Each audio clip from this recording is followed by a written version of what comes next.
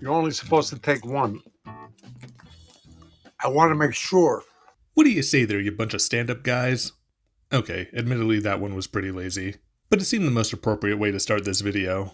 Alright, so after a couple of video essays, I'm finally doing my first straight-up movie review. It was tough picking the first movie I wanted to talk about, and I took a few variables into account. I didn't want to talk about any major blockbusters because the internet is saturated with those reviews. But I also didn't want to talk about something too niche that no one would care about. Ultimately, I decided on Stand Up Guys from 2012.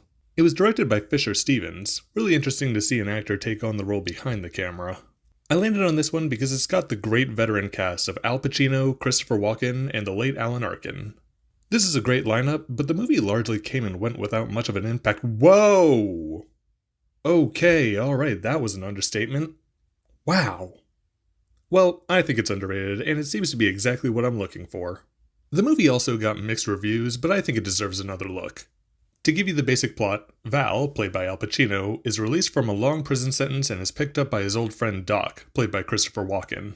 They go out for a good time, but as it turns out, Doc's been ordered by a mob boss to kill Val by 10 a.m. the next morning, since Val accidentally killed his son in a shootout back in the day. So the two decide to make the best of this day. They pick up their pal Hirsch, played by Alan Arkin, and you've already figured it out. Yeah, it's one of those old guys go out for one last hurrah type of stories. I know a lot of people aren't interested in that type of premise, and yes, they do the Viagra joke. Every movie like this does the Viagra joke. It's played out, but you know what? I think it's legally required by now. Like, the writer approaches a producer, and the producer is like, "Oh, you're doing the old man movie? Have you met the minimum 3 Viagra joke quota?"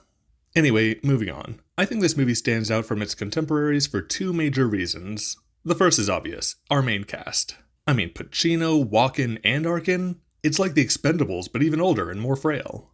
But anytime one or all of them is on the screen, you can't help but be captivated. The second thing that grabs me is the dialogue. Every now and then there's a line I groan at, but on my most recent rewatch, I laughed out loud multiple times. I mean, just take a listen to this stuff. You can't open a car with a coat hanger anymore, Val. Says who?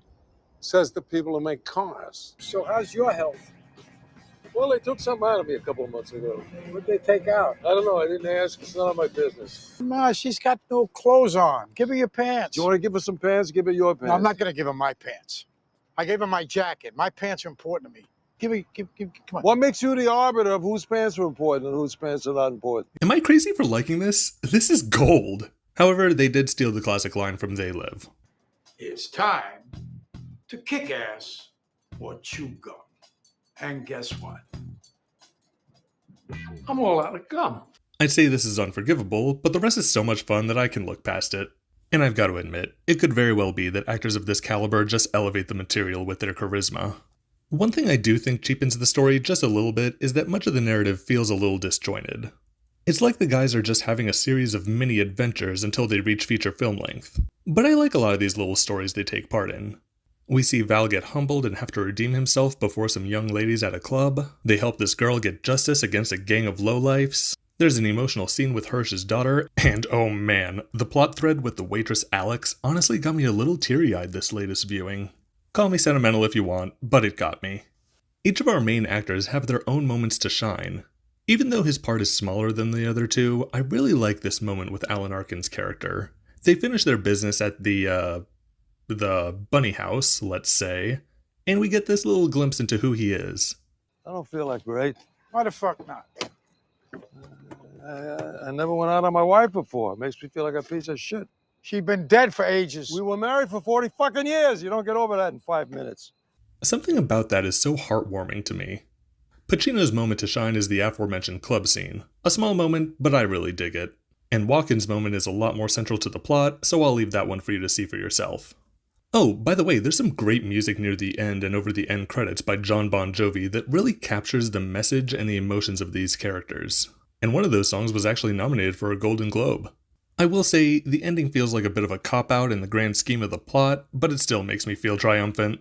So look, is this the best thing any of these actors have done? Not even close. But I really enjoy it, and it deserves a little more credit than it's gotten. I think it's a real gem people are overlooking. It's great for a good laugh, and I promise you, if you give it the chance, it'll tug on your heartstrings too. So why don't you sit down and enjoy these stand-up guys? Boo! Okay, sorry this one was a little shorter than what I've been doing lately. Let me know if you'd want more reviews or if I should stick with the analysis I've been doing. I really appreciate everyone's input. I've been Kenny Steps. Take it easy, and keep stepping into the movies.